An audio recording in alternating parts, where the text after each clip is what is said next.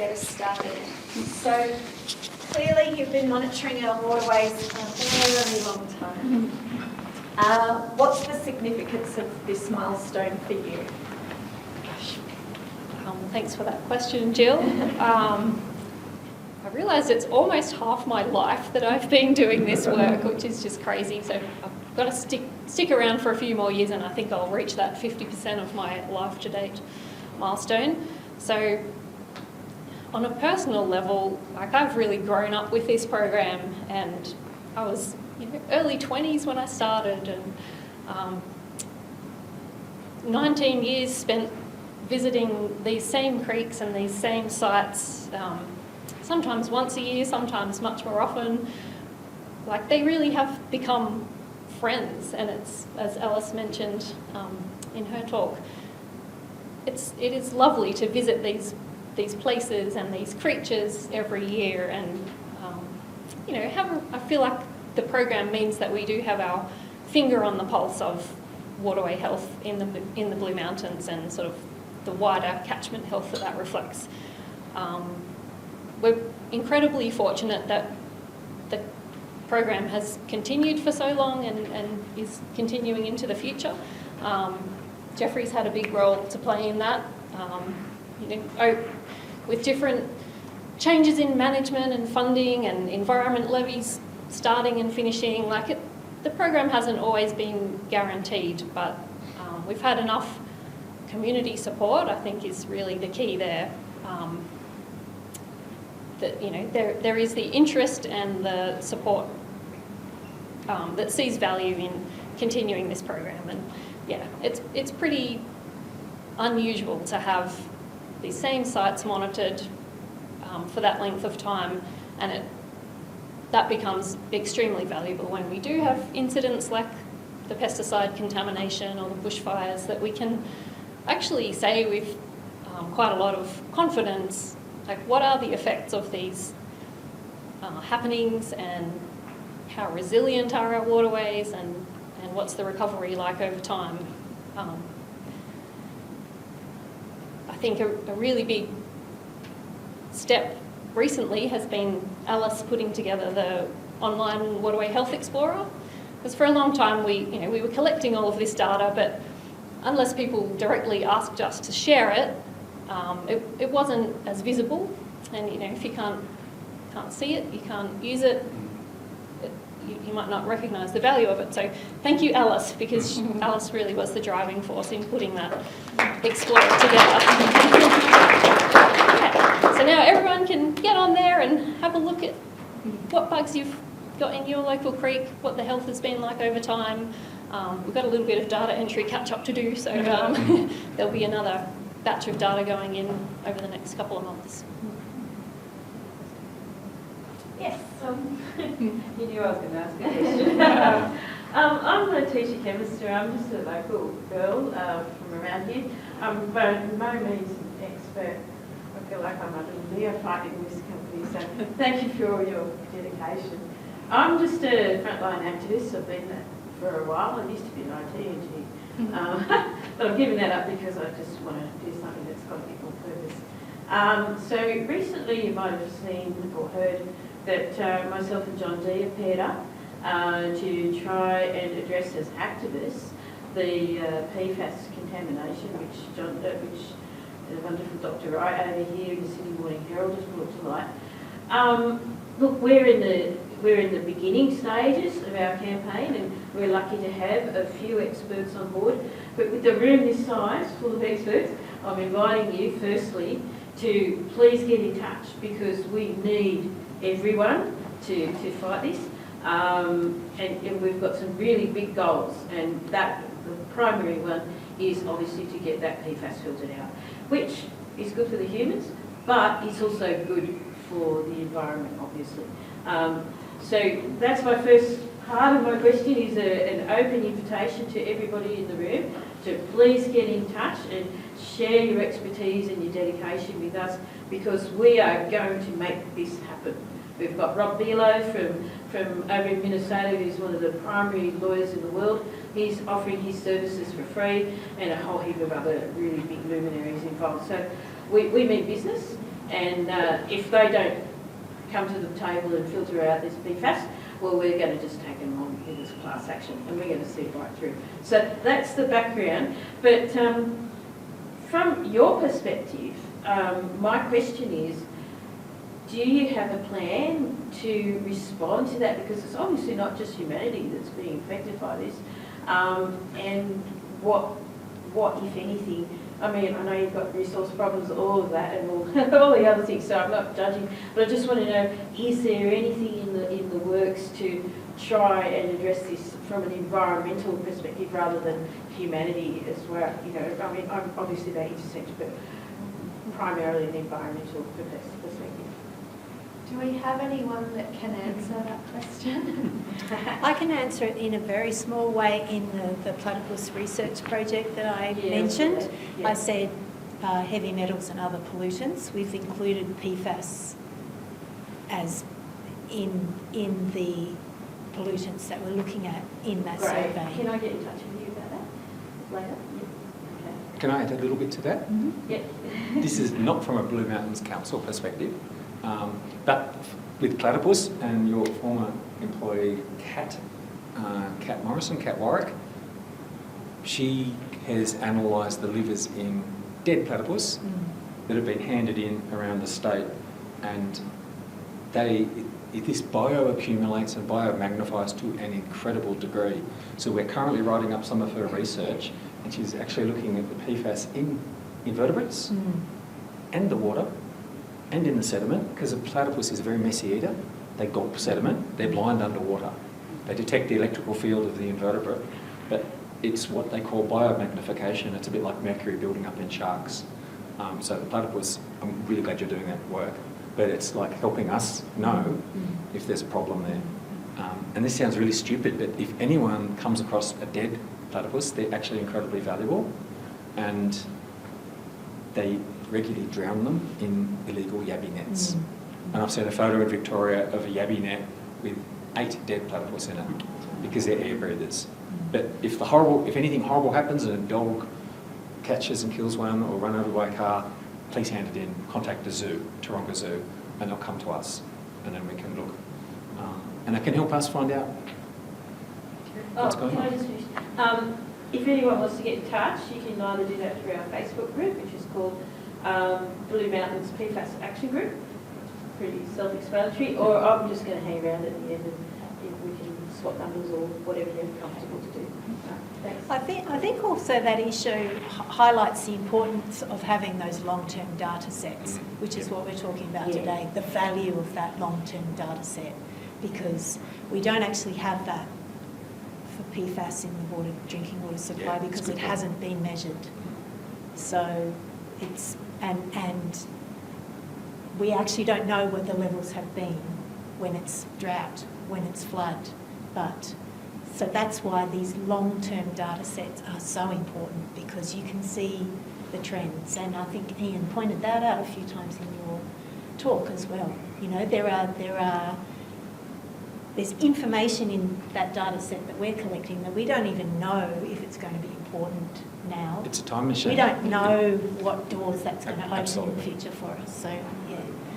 That's why we're celebrating 25 years here today. Because, and as Amy pointed out, it's not a given that 25 years has happened. You know, it's been fought for along the way to continue this program, to not cut the funding, and Jeffrey's had a hand in that. To, you know, 25 years is a long time to keep something running in local government, and that's why we're celebrating today. Yeah.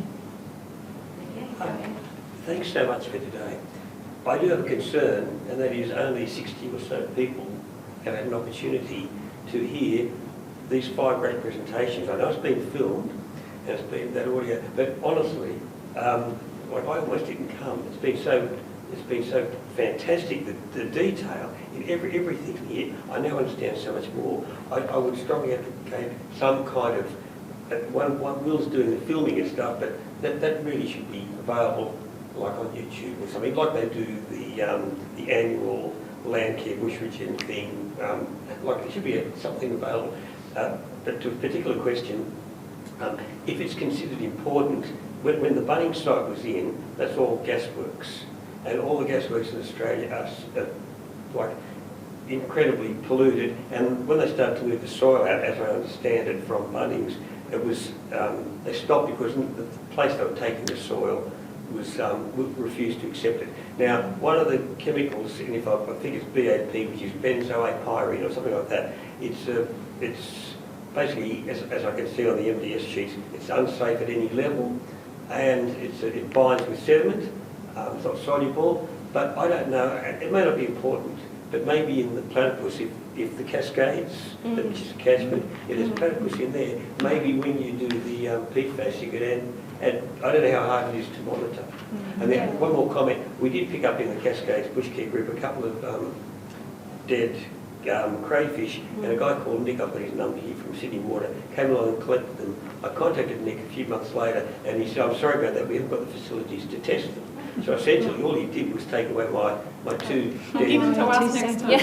which I had in the freezer for 6 months, to tell, and dated and everything and location. So be careful where you give any dead platypus to, because it's got to go to the right place. I don't want all your dead animals. It's okay, so platypus go to Ian and dead crayfish go to Amy. Yeah, Thanks so much. but thanks, John, and any other members of the Lura Falls group here today.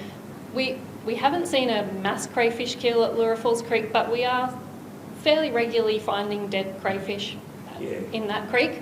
And we have sent a number of carcasses off for detailed testing for pesticides and nettles and other things, and PAHs. No, which is, BAP, benzoate pyrene, I think. Yeah, okay. It might, is it a PAH? I think it is. I think it might be. Yeah. But anyway, it may not actually be important, but I just... No, it's definitely important, and we are, as part of that WIRES funded platypus project that we'll be working on with Western Sydney Uni as well, we're definitely looking to include PAHs in that. Okay. I think the plan at this stage is to do some really broad tests on water and sediment and macroinvertebrates and crayfish carcass samples that we've sort of put together for Kat from Western Sydney Uni. So do a really broad screen and see what contaminants are showing up in those systems and which ones are looking like they're accumulating through the food chain. So at least in the initial stage, we will be testing, or they will be testing PAHs, which includes your chemical of interest, whose name I can't remember, I'm sorry. But, and then I think the follow-up testing and what will be tested in terms of the, if we're able to survey some platypus and get hair samples and nail samples, that will probably focus on the contaminants that were found in those systems and that looked like they would be bioaccumulating. So, yeah, watch this space. Very good. Yeah, and the kids will be, the Watching this school space, will be yeah. absolutely involved in helping collect some of those samples around. So we'll be looking at Kadumba Creek, Lura Falls Creek and Jamison Creek are the three main catchments of interest, and then down into the Water New South Wales special area is where the researchers are planning to do their trapping for platypus so they can collect the hair samples and nail samples. Hopefully no dead ones, although the benefit of that is then you can look at the organs and stuff like that. So, but still, we'd rather that not happen. We can take one more question.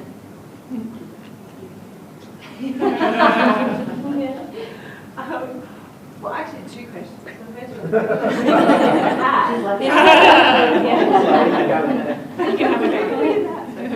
My question is, 25 years is amazing, and you guys, I know you're just so passionate and so incredibly dedicated, and we're just amazingly lucky to have the team, you know, to have you for all these years and the work that you do, so thank you.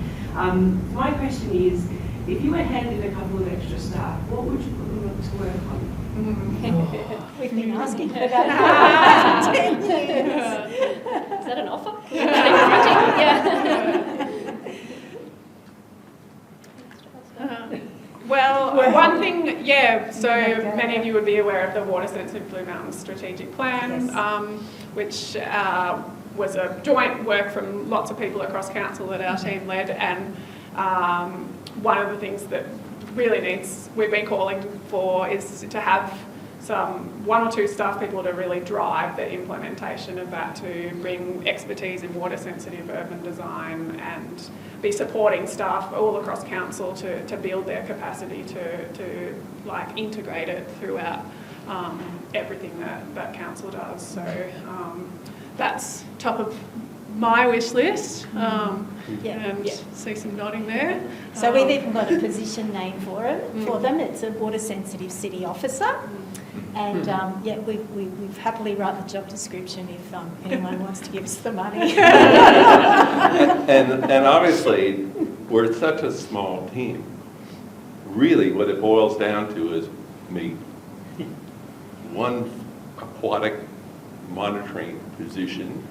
Now it's got a couple extra days to it. Basically, one aquatic and one Connect with Nature, citizen science, and environmental education engagement position.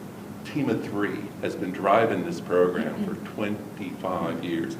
Thank goodness we have volunteers, we have cadets, we have people, we rope people in, we drag people from other sections of council with us for graduate surveys, and great support from Eva and the admin team. But it's a really small team, and so when we look at the forward projections, working on catchment by catchment and just focusing on the high priority 12 top catchments, we won't be able to accomplish what we've been able to do in the ones like North Katoomba until 2135. So we need more positions that can implement the whole of catchment on ground actions, which does include everything from rainwater tanks, water sense, and working with community individuals to permeable pavement on their driveways. So working with households, working with industries, working across creek line restoration works, and putting these little interceptor systems. I mean, just introduce the SQUID. It's an acronym for Stormwater Quality Improvement Device. And so when you go out with the young people, we're going to look for squids, and they get all excited, and they point out a gross pollutant trap, and they go, oh, what are we going to name that one? Disappointing squid. But the whole point is that we need to put these devices, these stormwater treatment systems, rain gardens, at every node where the urban runoff hits the natural environment, high up the catchment as possible. So if we had that additional resourcing, we could continue to roll out the program. Just as an anecdote, since I started 22 years ago, my very first grant application was restoration of the pools at Minnehaha Falls and Yosemite Creek. Things don't happen overnight. It took 15 years before you could swim in that. Because my daughter and I used to walk there every day. You could stand underneath the waterfall because it was a beach and just let the waterfall hit your head. And we calculated, we had some volunteers, and we measured the diameter. We got an article from the Gazette that showed a council officer went out with a blow-up boat, threw a brick in with a rope, ran out of rope at 30 meters. That's over like 100 feet is how deep that plunge pool was. It hadn't reached the bottom, and it was known as a bottomless pool. So we calculated that it was 20,000 metric tons of sediment that must have filled that whole thing up. It's like, 2,000 double B trucks coming to the top of the falls and just tipping all their sand in. And that whole catchment is made out of sandstone. So when the waste management facility at Katoomba failed, all that sediment washed into the creek. When they built South Street, they built it in unconsolidated sandstone. They pushed all this sandstone and batters down to there. So fast forward, when the urban runoff control program came, they thought they were solving one problem by sealing the catchment. They came in, put curb and guttering in. All the residents are, yay, no more dust on the roads. Well, what they did is they transferred all that energy to the creek system, and by getting all that stormwater and putting it directly into the creek, the in-stream erosion was 100 times worse than the sediment coming from the catchment that had to make its way past all the vegetation. So you got to really educate people. You don't want curb and guttering. You want to keep grass swales. You want to disperse the water. You don't want to concentrate it at one point. So these are lessons that we learned over the 20 years. And now, unfortunately, I've ruined my local favorite swimming hole because it's become so popular. It's the most popular wild swim destination in Australia, or one of them. It made the international news of Minnehaha Falls. Anyways, but yeah, so those are the kinds of long-term outcomes you can get, but we definitely need more resourcing. So thanks for the question, Tanya. Well, was I just to show you, do we need another 10 staff doing roads and guttering, or do we need more people out doing monitoring and doing rain gardens and stormwater? So those are the kind of questions to be asked. Here. My answer to that would be more education and more engagement, because the death by 1,000 cuts to our waterways that we are seeing comes from ultimately the things that people do, human behaviour. So we can put as many squids in as we want, but we're tampering around the edges when the actual problem is people and what people know and understand and what they care about. So that would be where I go. Can I? Is it a quick one? I'm going to take some of your time. I'm an engineer. I'm the city engineer, if you want to know.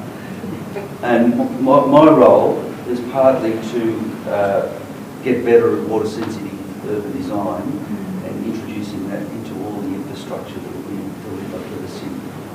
So, fear not, you're not alone.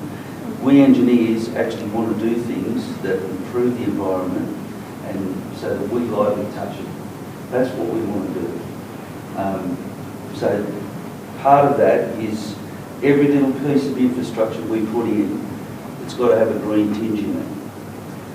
And my job is to ensure that happens on the infrastructure that we deliver. To the activities that we do as a society, I've been battling this sediment stuff, runoff from development sites, since 1984, I think. I got that introduced more fully at Blacktown City Council when I worked there. We still have the same problems in delivering development now that we did in 1984. We have not improved at all. And if I drive around this city, I see every day I drive around this city, I see examples of pathetic sediment control on building sites. Now, we're responsible for part of it. The city of Blue Mountains is responsible. We put conditions of consent on and we don't enforce them. We've got sediment load coming off those development sites into every one of our delicate waterways. And we're clogging our little capillaries and arteries by allowing that to happen. So we've all got to do something. And I said before in a forum, what you walk past is what you accept. So if you see any sediment, put a CSR in, please. Thank you. Maybe one of those positions, if you got one, you could give it to DMT to have somebody that has the time to just monitor all of the sites and come down really hard. That team struggles. But it's not just DMT. Yeah. Every one of us can do something. Yeah. Okay, we really need to wrap it up. I think we're a bit over time, but I just want to say, we're a really open team, the Healthy Waterways team. So we're always open for anyone to contact us, talk to us, ask questions, highlight anything. So please get in touch.